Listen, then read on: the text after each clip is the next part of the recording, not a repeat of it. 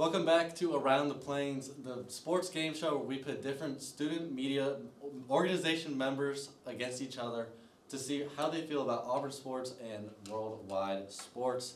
I'm your a little sunburnt host, Zach Card, and today I have with me Jake Lazarus, Alex Husting, and our reigning champion Daniel Locke over there. So without further ado, let's get into the first question. After a win last week against some of the country's top talent in the Maui Jim Invitational, Auburn's men's golf earned the number one ranking for this week. How good are Auburn men's golf's chances in making a deep run this year in the NCAA playoff? We'll start with Jake. Well, thanks for having me on the show.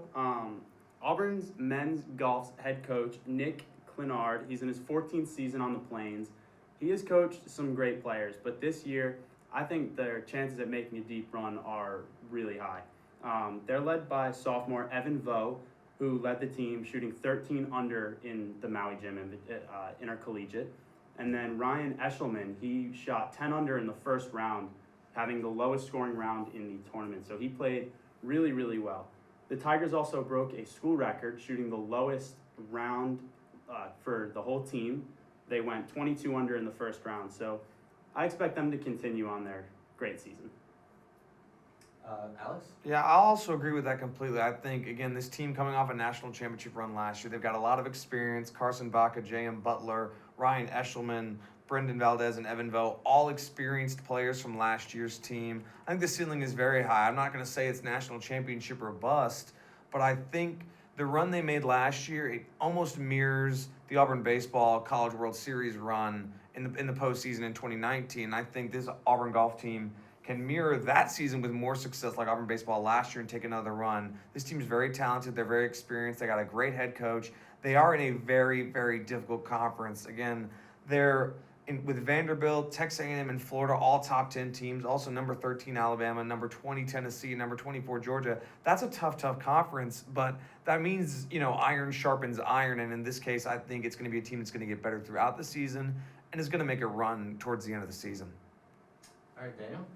Good to be back, reigning champion, looking to make it a repeat over here. But yes, I think that Auburn's chances of making a deep run or winning it all are very high. You're coming off a national championship appearance last year, and you have a more experienced roster this year. That should lead to a successful campaign. You've got 8 upperclassmen on this team, so a ton of experience, a ton of talent, and then you've got a long year to figure it out, get things going. You're number one in the country right now, so yes, they will get there. All right. Alex mentioned Auburn Baseball in his last answer, and so we're going to stay on that topic. Butch Thompson is often a forgotten coach on the Plains, despite Auburn's deep postseason runs the past couple years and good recruiting classes, including the 6th best this past year. Does Butch Thompson get too much, enough, or not enough respect by Auburn fans? We'll start with Daniel. Oh, it's terrible. This man is criminally disrespected on the Plains. 2 College World Series appearances in the last 3 tournaments. 3 Super Regional appearances in the last 5 years. Like Zach just said, the number 6 recruiting class for 2022. Your 2023 class is currently ranked number 1 on Perfect Game. So the interest in Auburn baseball in the past couple years has skyrocketed, and they've become one of the most popular teams on campus and one of the most well-supported baseball programs in the SEC. So yes, Butch Thompson is severely underappreciated.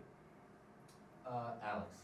I would agree with that to an extent. I don't think it's possible to give the guy too much credit because, again, the recruiting classes he's bringing in, the 2019 World Series run, he navigates the COVID-19 pandemic and then brings in a great class last year, finds Sonny DeShera, and turns him into, one of the greatest single seasons we've seen from a hitter in college baseball, period, certainly in Auburn history, and has another great run. I think the issue with the respect is the fact that Auburn fans don't care about baseball. That's just the way that it has been. There's often the great joke that if Auburn boosters cared about Auburn basketball, who knows what they would have done to Bruce Pearl those first 3 seasons. But the fact is they didn't care, so nothing really happened after those first 3 years. And I think it's the same thing with baseball. But Butch Thompson has absolutely earned any of the respect that he has and deserves even more because this team is very, very talented. He's built a great program, and I think it's only going to get better. I think that Operation Atmosphere was a great bounce back considering the plans that were apparently in place to build a stadium party deck didn't go forward. And I think the fact that they're going to get the green monster seats and they're going to keep expanding that, the environment's going to get better, and Butch Thompson's going to keep putting a great product on the field. And I think he's going to keep earning more and more respect. And eventually, people will be called to care because this team's going to keep making runs. All right, Jake. So I think Butch Thompson actually gets enough respect. I think he gets the perfect amount of respect on the Plains. I think he's brought a lot of attention to Auburn baseball these past few years, making 2 appearances in the College World Series in the last 3 seasons, excluding the 2020 pandemic. He has a career record of 222 and 164 at Auburn, so he's got a 575 winning clip at Auburn. And then in his career outside of Auburn, or including Auburn and other coaching jobs, he's made 9 College World Series appearances and 18 NCAA tournament appearances. In doing all of that, he's brought a lot of attention to Auburn baseball. And like you mentioned, Alex, that there's been talks of improving the stadium, which will thus improve the environment surrounding Auburn baseball, as well as improve training facilities and all that stuff. In the Super Regionals, Auburn traveled to Oregon State University, where they have notably one of the best environments in all of college baseball. They seat almost 4,800 people in their stadium, and I think with those players and Butch Thompson, seeing that and feeling that environment with these new stadium improvements, I think we're going to see an improved baseball program, and I think his respect level is going to go through the roof if they keep winning. Going on to a topic no Auburn fan truly wants to discuss, football, though not as bad as last weekend's against Penn State. Saturday was a near catastrophe for Auburn football as Mizzou came in and both teams were seemingly trying to lose the game with weird play calls and just a lot of crazy, weird stuff happening. Is this football season salvageable? Why? And how do you define salvageable? We'll start with Alex. I think I'll define salvageable by what my expectations going into the season was a bowl game. I didn't think the roster going in this year was very good at all. I didn't think they replenished a lot of the spots from last year. They lost 20 transfers. The recruiting class was good, but not great. I thought 6-6, 7-5 would be a salvageable season. With that in mind, no, I don't think it's very salvageable at all. I think the team has somehow looked worse as the season has gone on. Their performance against Mercer might have been the best game of the year, and it got worse and worse. And with yesterday's performance, even worse against Missouri. I just don't see a lot of wins left on this schedule. 10 years ago, 20 years ago, maybe, but the SEC is a different conference than it was so long ago. And a lot of people keep bringing up the fact that, well, Auburn had a bad early season loss before. They lost to LSU early in the season under Gus Malzahn 4 or 5 times, it seemed like, where they then bounced back.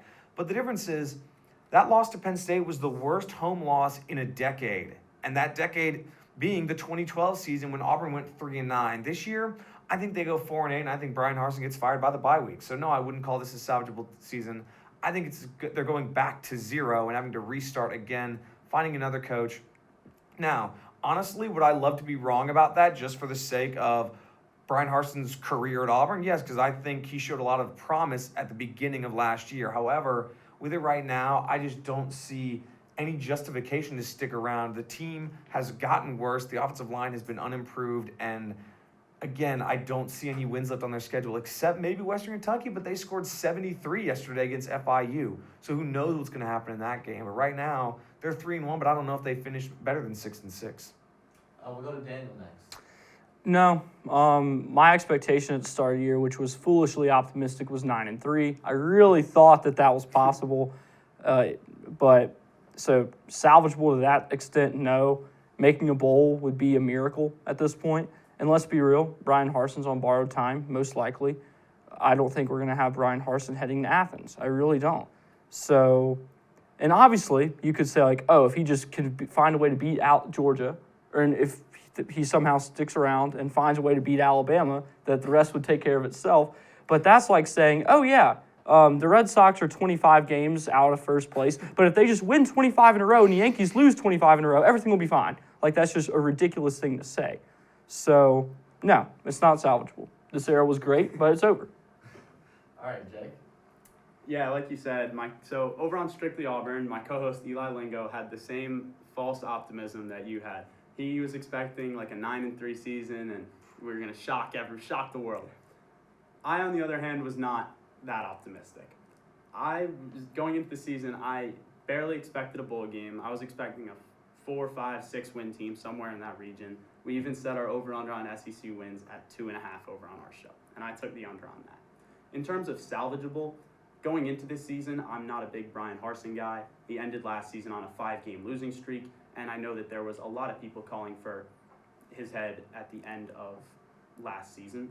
Heading into this year, he was, like you said, they didn't improve much space. The offensive line still looks atrocious. If my grandpa always says, if you got 2 quarterbacks, you really got none. So it's hard. I mean, salvageable for him would be, can he come back for a 3rd season?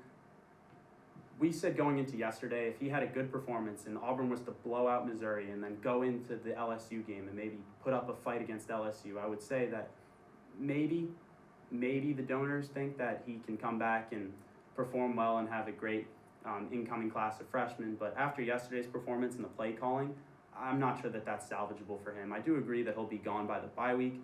I think some of the coaching decisions we've seen in the past few weeks have been really questionable. For example, the play calls yesterday on 4th and 1 to turn around and hand the ball to Tank rather than just jump over the line when Robbie Ashford had converted multiple 4th and 1s already in that game. On top of that, the team's been terrible on 3rd downs, completing just 32% of 3rd downs. They have a -8 turnover ratio, and it took 4 weeks just to get 1 turnover. And then the play calling is just all too predictable. They started the game out yesterday with 16 straight runs, which kind of makes it feel like a high school football team. But yeah, all of that will hopefully get fixed in the coming years with a new head coach and a new regime coming in 2023.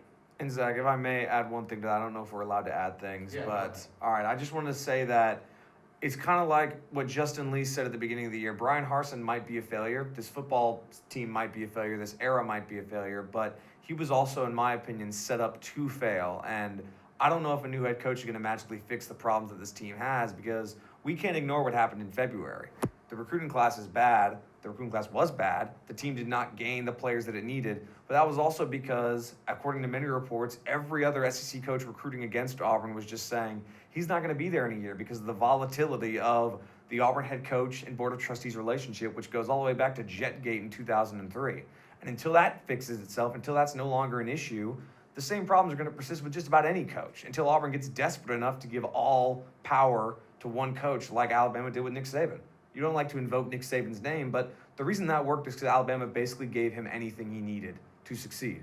Auburn has not done that, still hasn't done that. And let's not forget, Brian Harsin said he was not getting salary figures for his assistant coaches. He could not negotiate contracts because he said he didn't even know how much money he could give people. So with that in mind, he might be a failure, but he was set up to fail, and that's not going to change because it's been the same way since 2003. Moving on to the more professional world of sports, Live Golf, or LIV Golf, has been in the news constantly recently for trying to split up professional golf into another league, give players another place to play and another place to make money.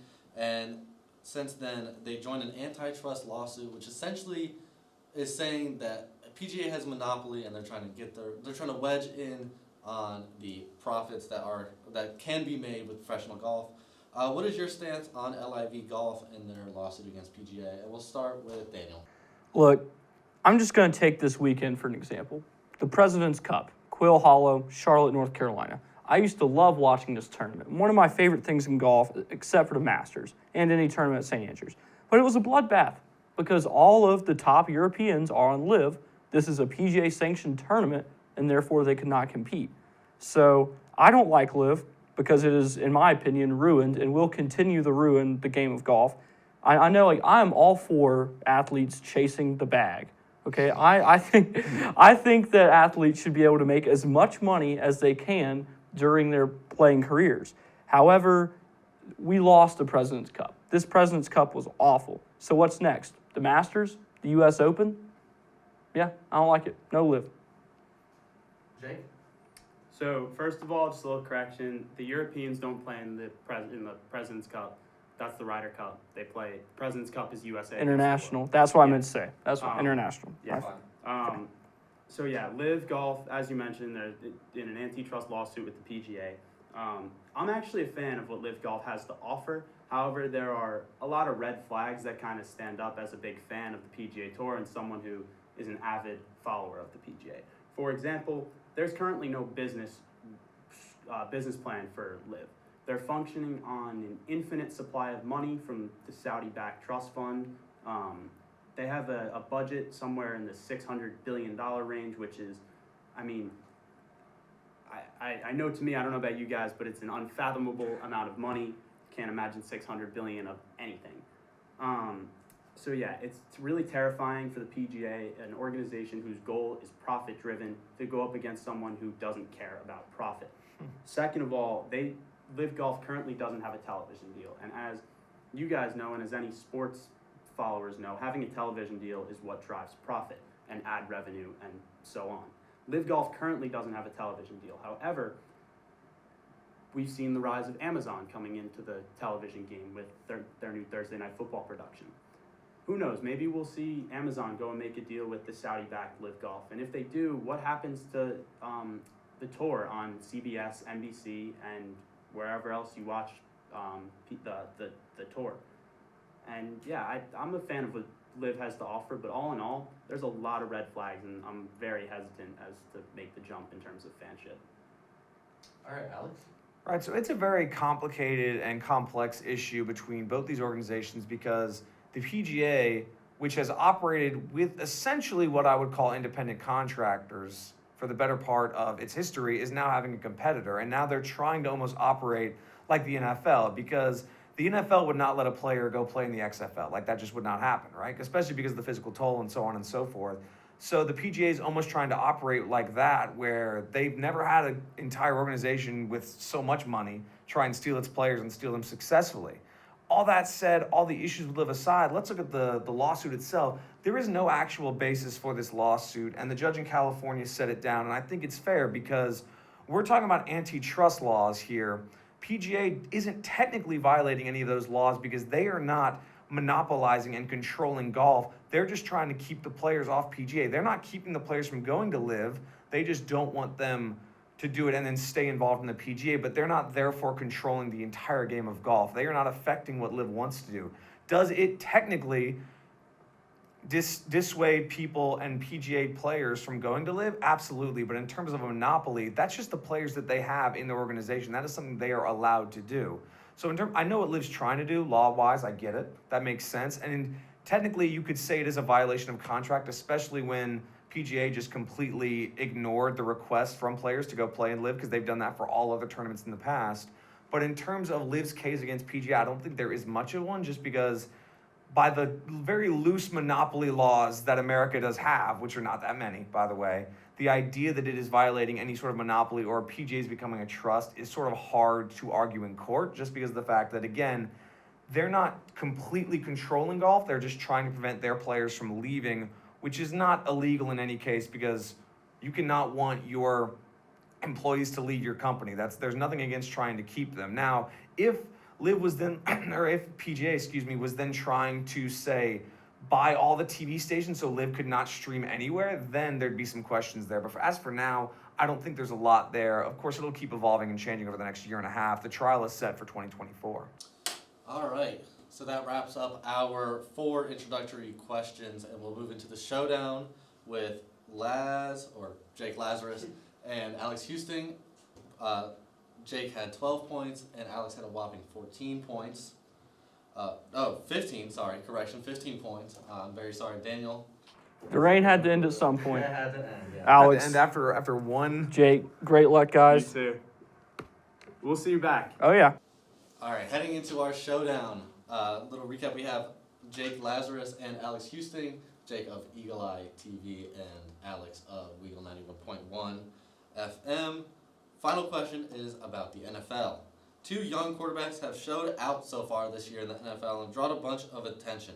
Jalen Hurts for the Philadelphia Eagles and Tua Tagovailoa for the Miami Dolphins.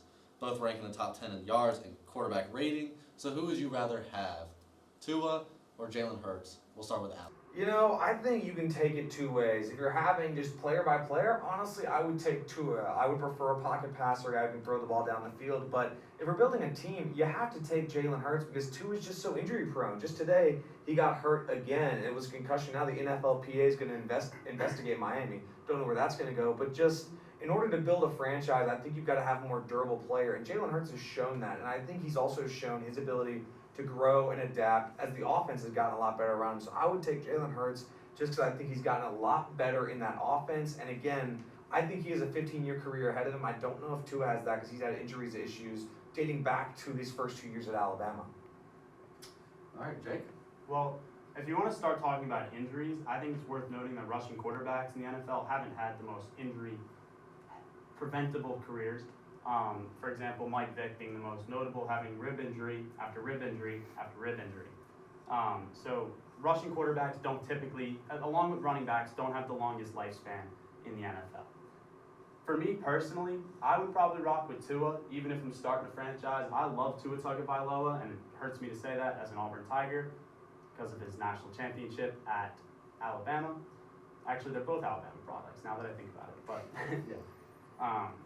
yeah, I'll take Tua. It also helps that he has Mike McDaniels as his head coach. Mike McDaniels is a Kyle Shanahan product, one of the first head coaching Kyle Shanahan products. So he's a football guru when it comes to drawing up plays. On top of that, they've also brought in weapons like Jalen Waddle from the draft, another Alabama product, and Tyreek Hill from the Chiefs.